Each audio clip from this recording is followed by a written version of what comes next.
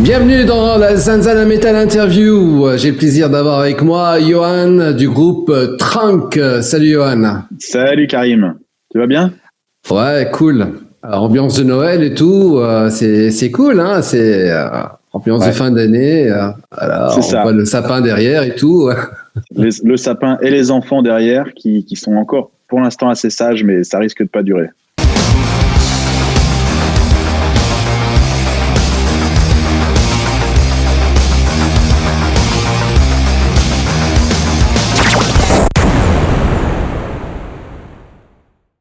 Donc, on rappelle l'actualité, c'est ça. C'est The Ropes, donc un double album, on va dire. Ouais, on peut dire ça. On rappelle donc déjà que le premier album, en fait, était sorti l'année dernière, à peu près à la même époque, hein, si ma mémoire est bonne. Et puis, cette année, vous ressortez en fait les mêmes titres, mais en mode, allez, on va dire remix. Ouais, c'est ça. En fait, l'année dernière, on a sorti un premier album qui s'appelle donc The Ropes, avec 12 titres dans le style Trunk, on va dire classique, qui est rock, metal, indus, indie, cold wave.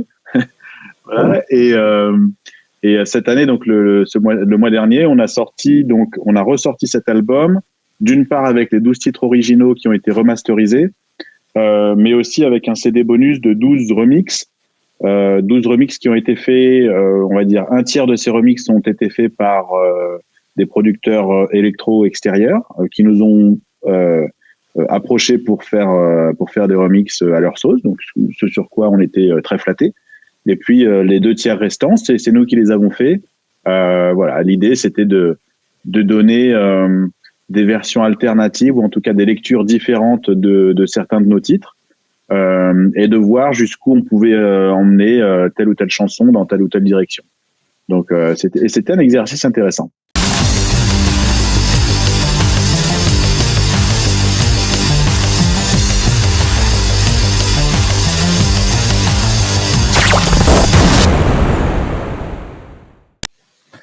Ouais, c'est clair. C'est-à-dire que bon, je me suis amusé à écouter les titres version originale et puis version remix. Ah ouais, non, mais des fois, ça emmène un morceau dans des sentiers complètement différents, quoi. Ouais, c'était vraiment le but du jeu. C'est-à-dire qu'on s'est dit que ce soit pour les morceaux qui ont été faits par quelqu'un d'autre qu'un membre du groupe ou par nous.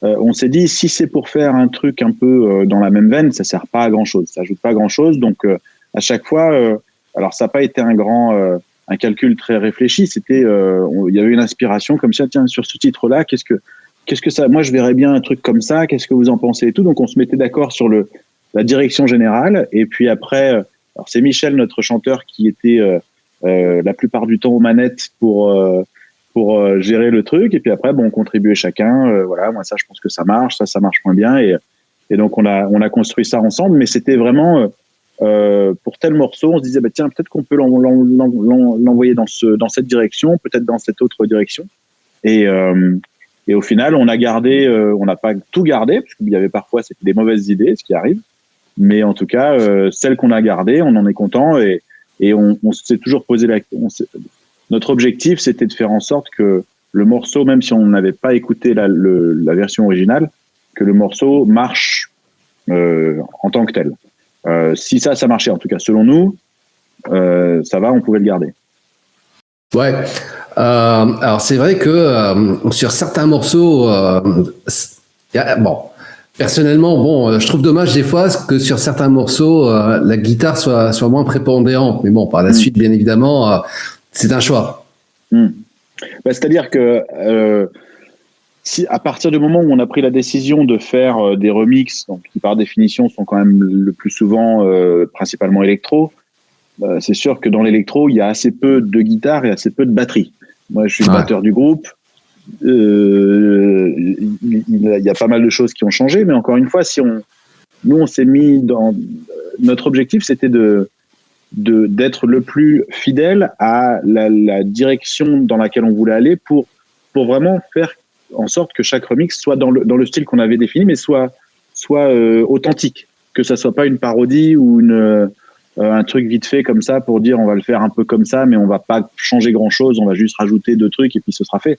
Non, on a voulu en fait, on a pris grosso modo les pistes séparées, on est parti de rien, puis on a dit bon bah maintenant on va faire ça, c'est l'ambiance globale, ça c'est le beat de batterie qu'on va mettre, ça c'est la basse, est-ce que ça marche pas, est-ce qu'il faut rejouer certains trucs, même chose pour les claviers ou les guitares, donc et après bah c'est sûr qu'il y a moins bien évidemment il y a moins de guitares que dans les morceaux originaux, mais c'est aussi on a essayé de garder vraiment ce qui faisait fonctionner le morceau pour tous les instruments d'ailleurs, pas pour se dire bah on l'a joué donc il faut le remettre, c'était pas l'objectif.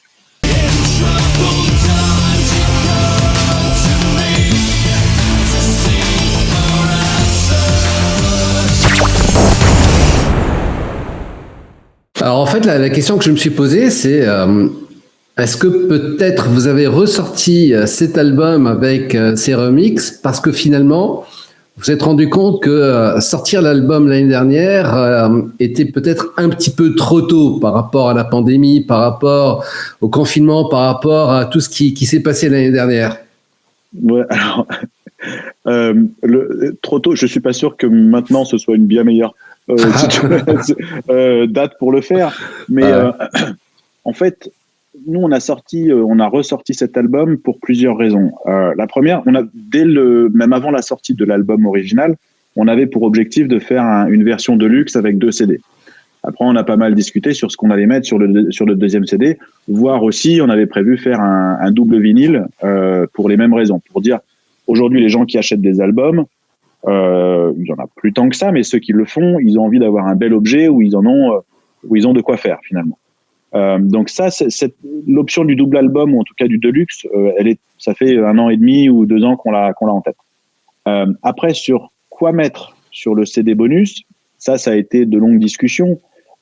Et en fait, c'est venu du fait que quand on a sorti notre album l'année dernière, on a eu plusieurs producteurs électro qui nous ont contactés pour dire j'ai entendu ce titre-là, est-ce que ça vous dirait que je fasse une version dans mon style? Donc déjà c'est super flatteur.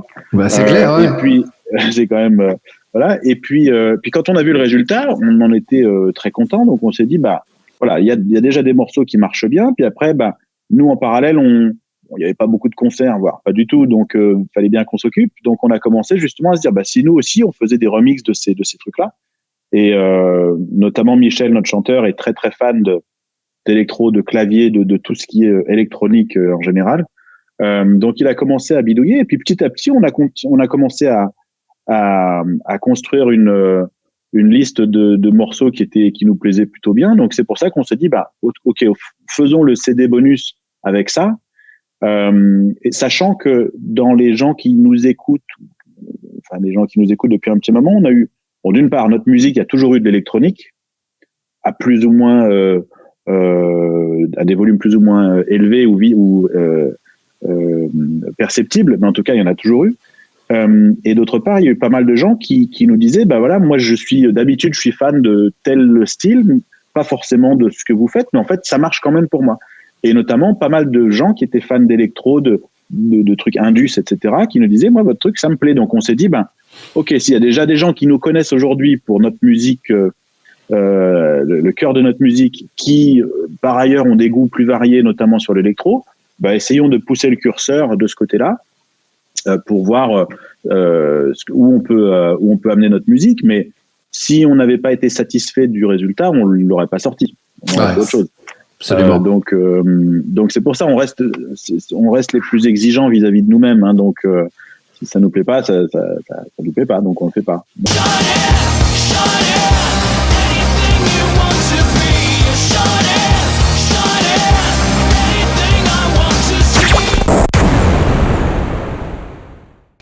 C'est vrai que en fait, au niveau Indus, bon, quelque part, c'est pas d'Indus à la Ministry ou à la Rammstein, mais en écoutant votre album, en fait, c'est déjà l'original, hein, c'est-à-dire pas le remix.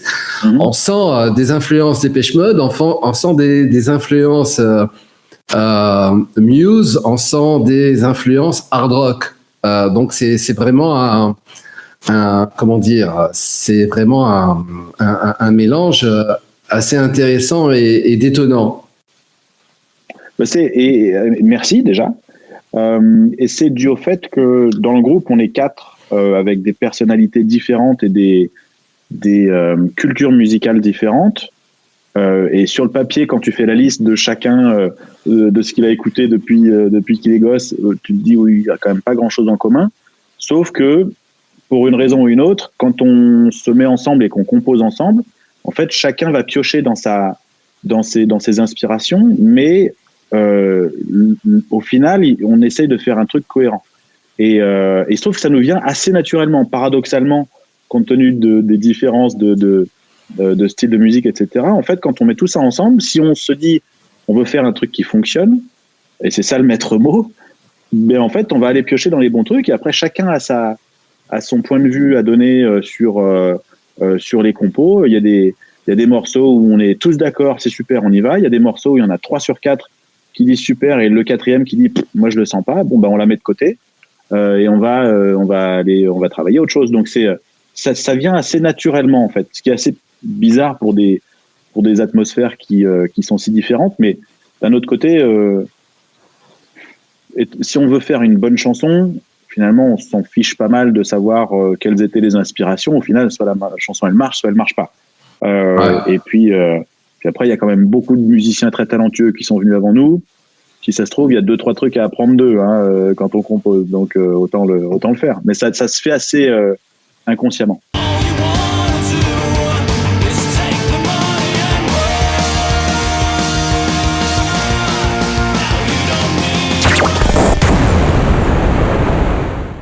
Alors, vous avez bien raconté l'année dernière dans vos différentes interviews comment vous êtes rencontrés, 4 Français qui se retrouvent à Genève, en Suisse.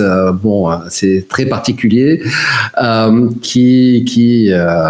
Certains avaient un petit peu arrêté la musique, d'autres avaient. Tiens, d'ailleurs, je crois que c'était toi d'ailleurs à un moment qui avait arrêté, qui avait repris par la suite. En fait, je pense qu'on a tous eu des passages parce que vie professionnelle, déménagement, etc. Donc, et je pense que c'est le cas de beaucoup de musiciens où ils se disent bon, c'est une passion, c'est bien, mais à un moment donné, il faut quand même. Bah oui, il faut vivre. Voilà, il faut quand même vivre. Donc, et donc, on a tous eu des phases où on était plus actifs que d'autres. Mais c'est vrai que en fait, on a tous eu des super expériences précédemment. Mais on avait tous l'impression qu'il manquait un petit truc. Soit c'était la synergie, enfin on va dire le côté créatif, soit c'était la motivation, soit c'était l'ambition, plein de choses différentes. Et puis en fait, quand on s'est tous retrouvés tous les 4 avec Michel, Julien et David, la première répète où on était tous ensemble, on a commencé à apprendre à se connaître, etc. Mais très rapidement, les morceaux ont commencé à arriver, on a commencé à les bosser sérieusement et tout, et ça se passait super bien. Et au final, ça a donné un élan au projet que aucun d'entre nous n'avait vécu jusqu'à présent. Et c'est pour ça qu'on continue et qu'on passe autant de temps dessus. C'est parce que ça nous éclate de faire ça. Donc, c'est quoi ? C'est la maturité ? C'est l'âge ? Alors bon, c'est sûr que comme vous aurez pu vous en rendre compte, j'ai pas 20 ans, les autres membres du groupe non plus. Mais en fait, je pense que avec l'âge, on a aussi plus de recul sur ce qu'on a envie de faire ou pas. Et quand on passe du temps avec des gens avec qui on est bien, à la fois personnellement et musicalement, là, on a envie de passer du temps dessus. Et quand c'est pas le cas, on est peut-être moins patient pour le faire. Donc là, justement, comme ça se passe bien, et on y va. Donc la maturité, c'est peut-être de dire on repère plus facilement là où ça peut marcher et là où ça peut pêcher, et après on prend la décision, est-ce qu'on continue ou est-ce qu'on arrête. Alors ok, mais d'un autre côté aussi, c'est peut-être Genève, on doit s'ennuyer un petit peu aussi à Genève. Ça, mais mes enfants se chargent de faire en sorte que ce soit pas le cas. Non, en fait, fondamentalement, quelque part, toutes les villes ont des avantages et des inconvénients. Moi, ça fait 16 ans que j'habite à Genève ou à côté, et j'en suis ravi. Mais notamment parce que ça m'a permis de rencontrer mes 3 acolytes. Et c'est en plus, on a un endroit où on peut répéter sérieusement. On a des bons studios à côté. On a des gens avec qui s'entourer qui sont pas loin. Et c'est vrai que ça rend ça rend le projet plus agréable aussi, de pouvoir être dans des conditions pour bien avancer. On a chacun des home studios chez nous, donc ça nous permet aussi de continuer à composer même en période de confinement. Donc c'est sûr que c'est appréciable, plus que si on était dans un 35 mètres carrés à Paris.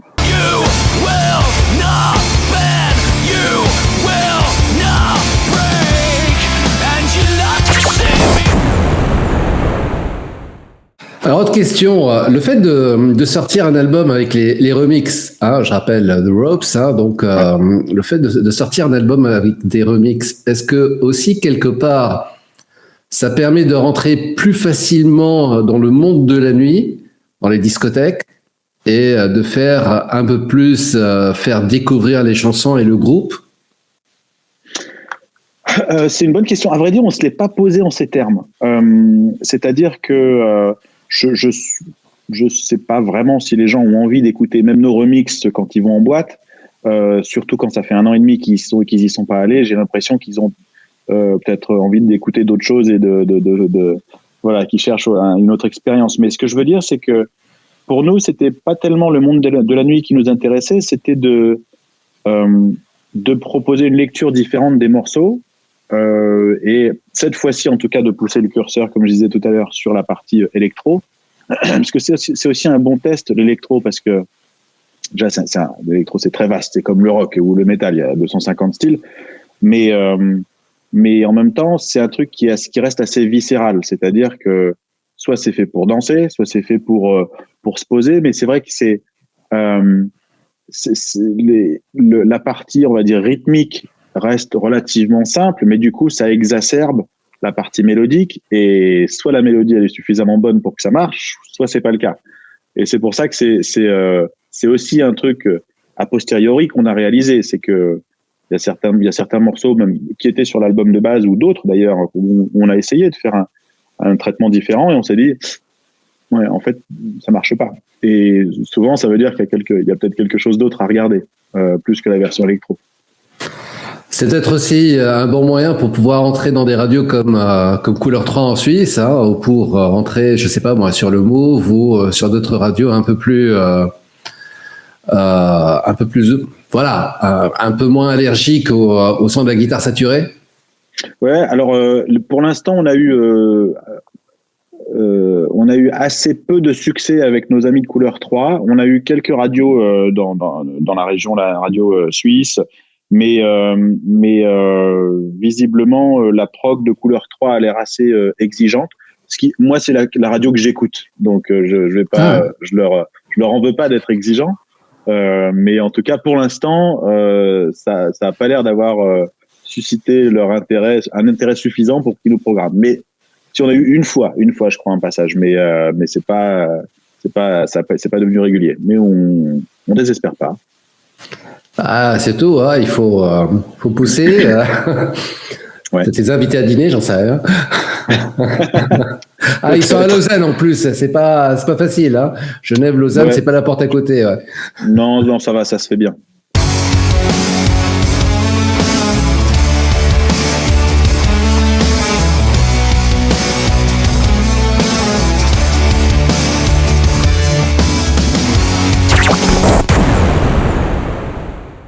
Parlons un petit peu de la pochette.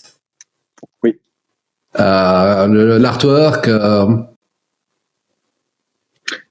Oui. Qu'est-ce que tu veux que je t'explique là?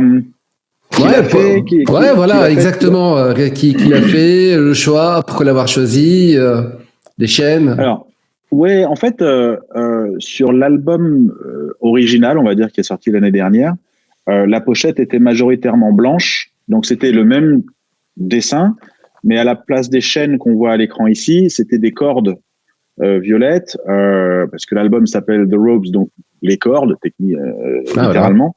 Voilà. Et donc c'était la pochette qu'on avait faite, donc principalement blanche. Et après, quand on a travaillé sur la version Deluxe, on a vu qu'on allait faire un CD d'électro, donc on va dire qu'il y avait la pochette originale qui était pour un disque très rock et avec une pochette blanche qui allait un peu à l'encontre des codes classiques du rock où c'est quand même plutôt en général sombre. Et là, on s'est dit, on va prendre un peu le contre-pied, c'est-à-dire qu'on fait un album, on donne un CD en plus de morceaux plus électro. Et on va faire comme le yin et le yang finalement. Il y avait une pochette qui était blanche, on va faire l'autre noire. Et les cordes sont devenues des chaînes, comme tu peux le voir ici. Et c'est notre directeur visuel, Alban Verneret, qui fait tous nos clips depuis 4 ans maintenant, et qui a fait aussi la pochette de l'album original et de celui-là, et qui a aussi créé le monolithe, qui est l'emblème du groupe. Et monolithe, mais avec une ouverture, c'est pour ça qu'on l'a choisi. Et justement, c'est Alban qui nous a proposé ce concept-là, et c'est vrai qu'on a tout de suite flashé dessus parce que c'est à la fois une bonne variation sur l'artwork précédent, mais d'un autre côté, il y a une personnalité qui se dégage qui est assez intéressante, en tout cas qui nous plaisait.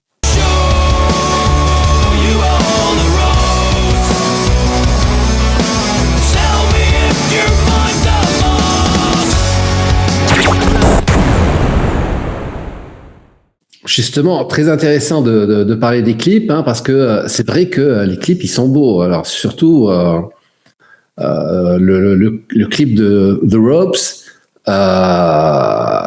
c'est ça, il y a la chanson The Ropes, avec le côté bondage et tout, c'est très osé et c'est très moderne. Merci beaucoup. Et ça, tout le crédit pour l'idée de base comme la réalisation, on revient à Alban. Mais c'est vrai qu'en fait, on avait très tôt d'ailleurs, en fait, on implique beaucoup Alban, même dans les discussions, même en dehors des clips, on va dire sur l'identité visuelle du groupe en général. Et quand on lui a fait écouter la chanson The Ropes, donc qui est sur l'album et qui est devenu le titre de l'album, la chanson parle des liens qui unissent les gens, et mais des liens, on va dire, un peu pervers, c'est-à-dire de dominant-dominé. Mais là, la chanson parle plus de dominant-dominé mentalement. En fait, Alban tout de suite nous a dit, mais pour moi, en fait, il y a un truc super à faire avec des artistes de Shibari, donc qui est l'art du bondage japonais, donc qui est vraiment un art, pas une pratique. Pas une pratique purement physique. Et il se trouve qu'il a trouvé des gens qui étaient prêts pour faire ce genre de vidéo, qui étaient ultra pro et très très bons. Et nous, notre objectif, c'était justement de visualiser de façon métaphorique l'emprise que peuvent avoir les liens d'une personne vers l'autre. Mais ce qui est intéressant, ce qui nous a beaucoup plu avec le thème du Shibari, c'est qu'au final, grosso modo, il y a une personne qui emprisonne avec des cordes l'autre personne, mais en fait, c'est jamais très clair sur qui domine l'autre. Est-ce que c'est celui qui attache les cordes, ou est-ce que c'est celui qui est attaché par les cordes et qui peut prendre du plaisir à le faire? Et c'est pour ça qu'on trouvait le concept intéressant de dire finalement, il y a toujours des relations dominant-dominé, mais on n'est pas toujours sûr dans quel sens elles vont. Et c'est quelque chose, je pense, qu'on a tous vécu dans notre vie à différents niveaux. Ouais, ça me ramène à mes cours de philo, le maître et l'esclave au niveau du bac, qui est le dominant, qui est le dominé, tout simplement. Ouais. Et d'ailleurs, dominant, qui peut être le dominant au départ, puis le dominé par la suite. Donc, c'est pas figé. Ouais.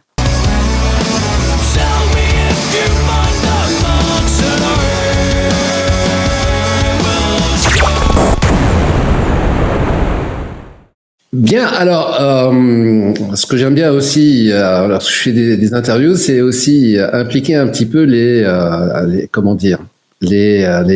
gens qui sont partis voir vos clips sur YouTube et qui mettent des commentaires. Et j'en ai repéré un certain nombre. Donc, tu as celui-là de Lillian Lloyd. Oh yeah, c'est du tout bon. Direct playlist pour le workout. Ça, c'était pour une Troubled Times. Ouais. Et d'ailleurs, ce remix de Troubled Times, carrément, ça m'a fait penser directement à Depeche Mode. D'ailleurs, voilà, un super remix. Il y en a d'autres qui arrivent, tu pourrais les assembler sur un album de remix.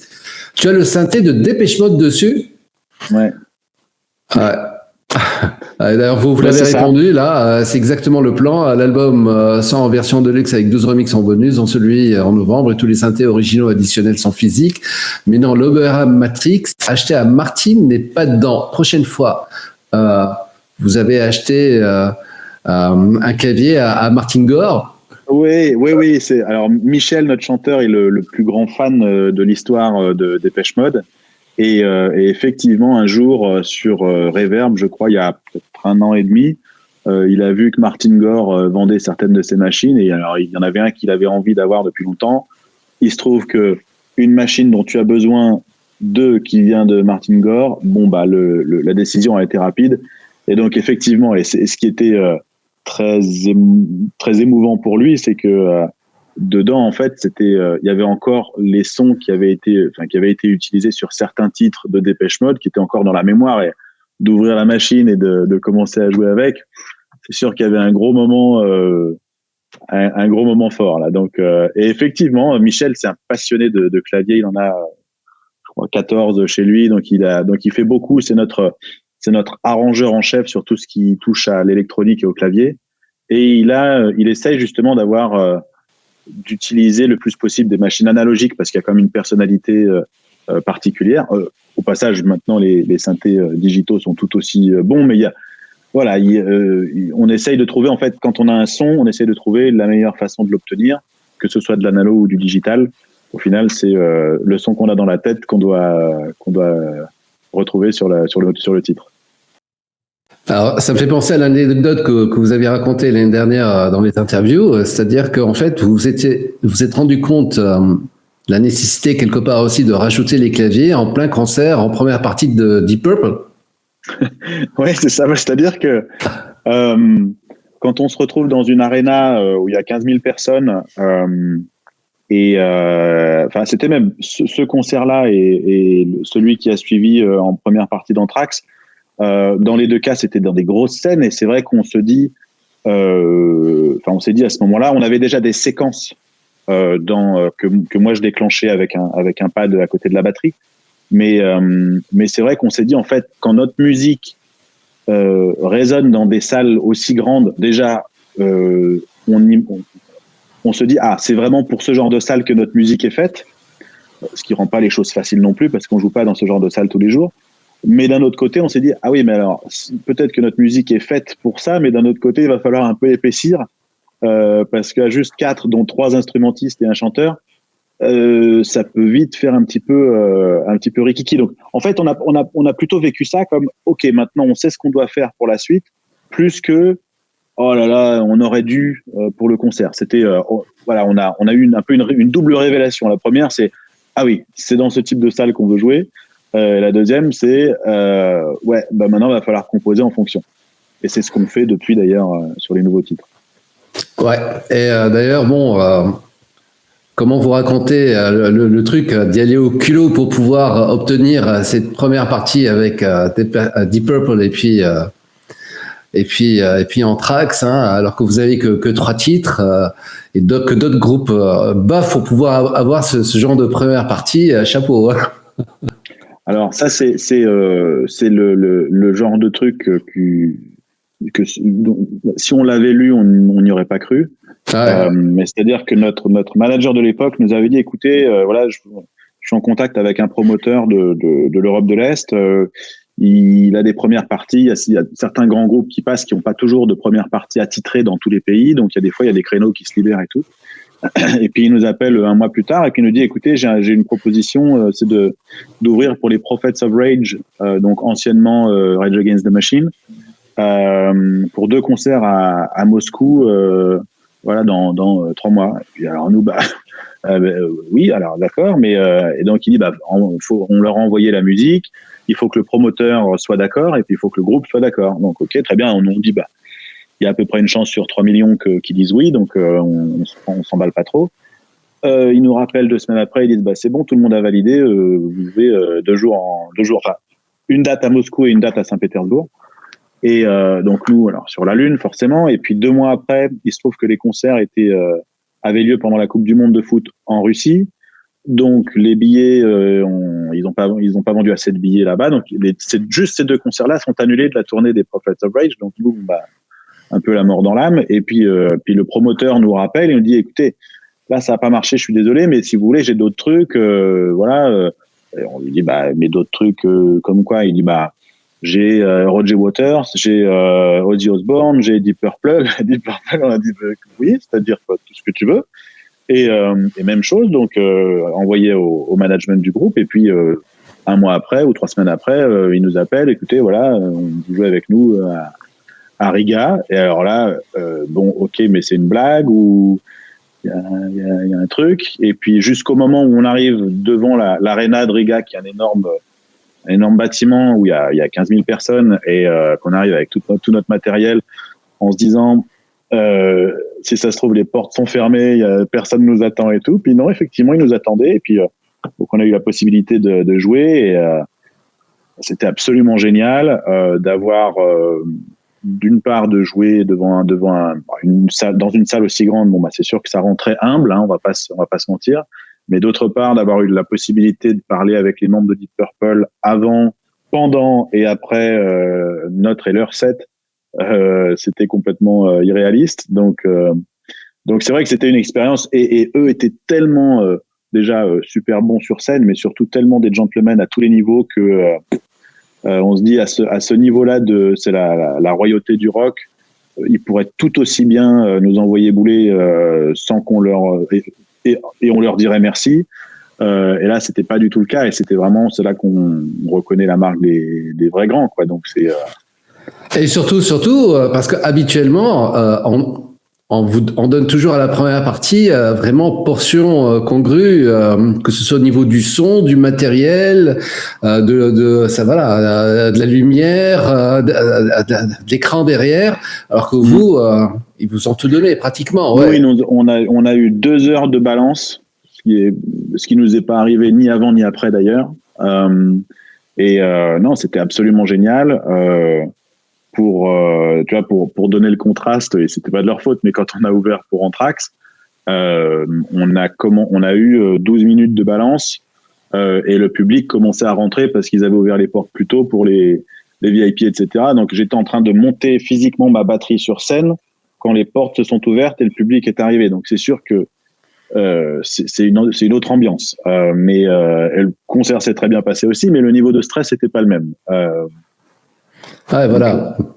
VIP d'un côté. Mais ça fait partie du jeu, c'est comme ça qu'on apprend le métier, voilà. Donc il y a pas de souci.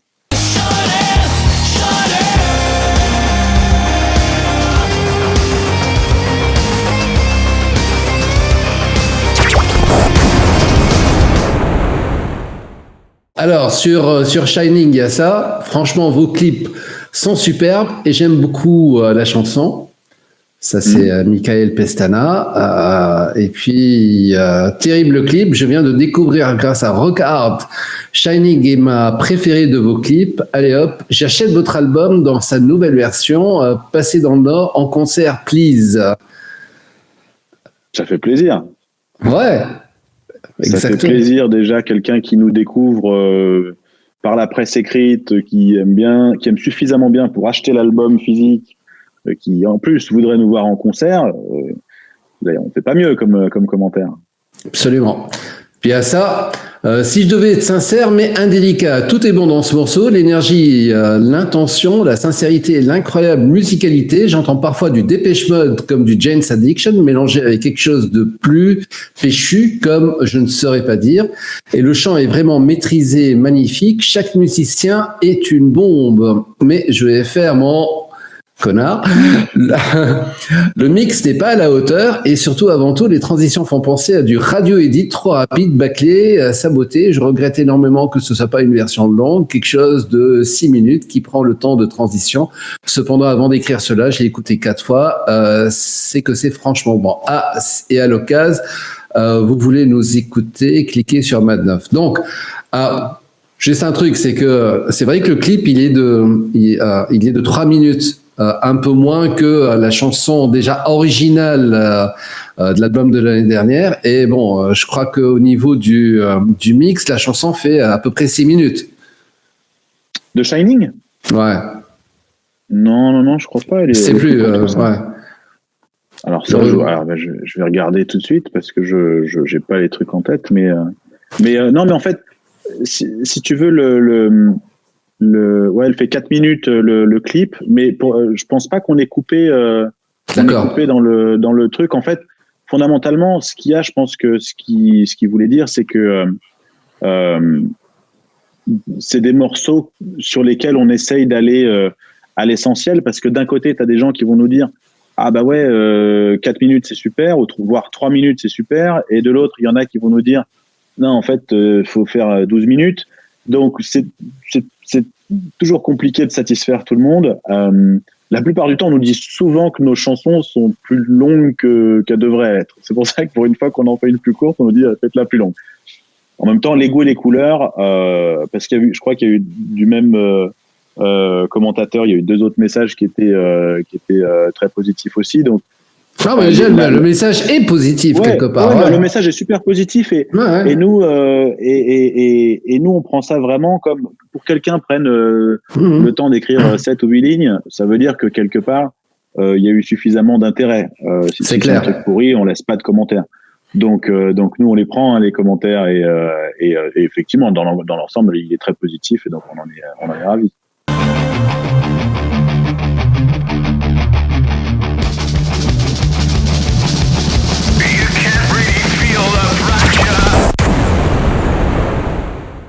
Alors, Trunk, et maintenant ?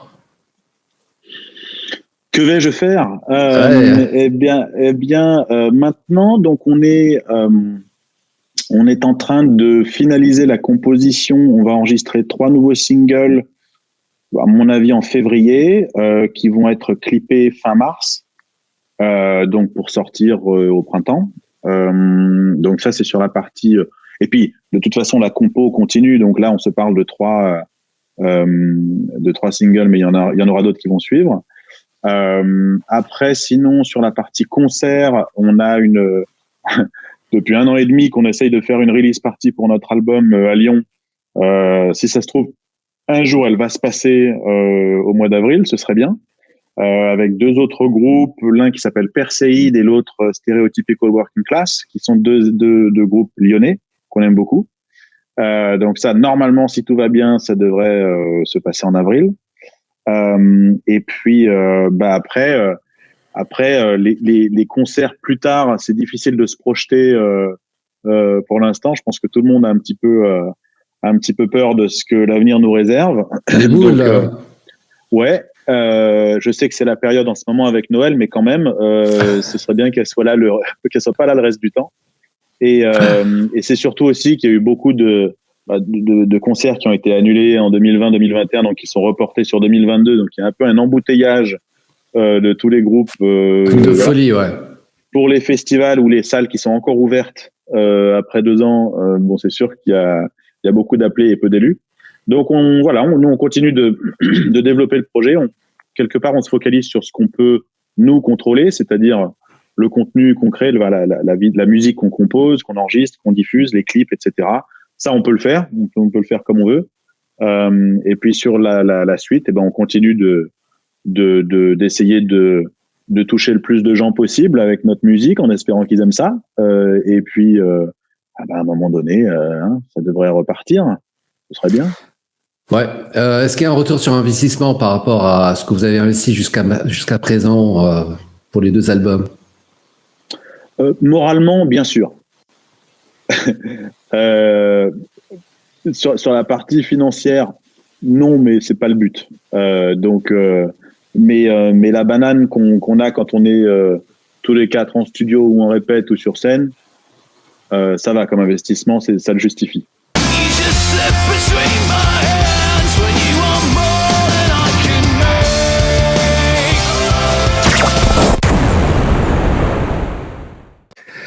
Bah écoute, merci Johan. Je rappelle donc The Ropes, le nouvel album, donc double album, les morceaux classiques plus les morceaux en mode remix. Et puis voilà, bonne continuation. Et puis un dernier mot. Non, bah merci beaucoup à toi Karim et puis à tous les auditeurs de Zanzana. Ça fait plaisir de parler à des passionnés de musique en général. Et ben on espère que notre musique vous plaira. N'hésitez pas à nous le dire si c'est le cas. Vous pouvez même faire des critiques constructives comme on a vu tout à l'heure. Ça nous va aussi. L'objectif c'est de tous progresser. Et puis en attendant, on vous souhaite de bonnes fins d'année et à l'année prochaine pour la suite des aventures. Bah oui, meilleurs vœux. T'es déjà venu en Tunisie? Non, pas encore. Non, mais ça pourrait être l'occasion. Voilà, pourquoi pas un concert, hein. Bah, alors avec là, Franck. Tu sais, à ce stade-là, on joue où tu veux. Hein. Là, tu nous dis, on vient. Hein, donc.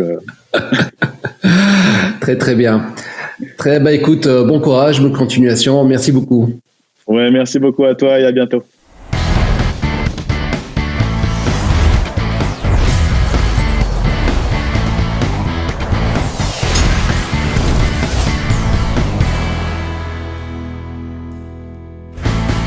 Zanzana, l'émission métal.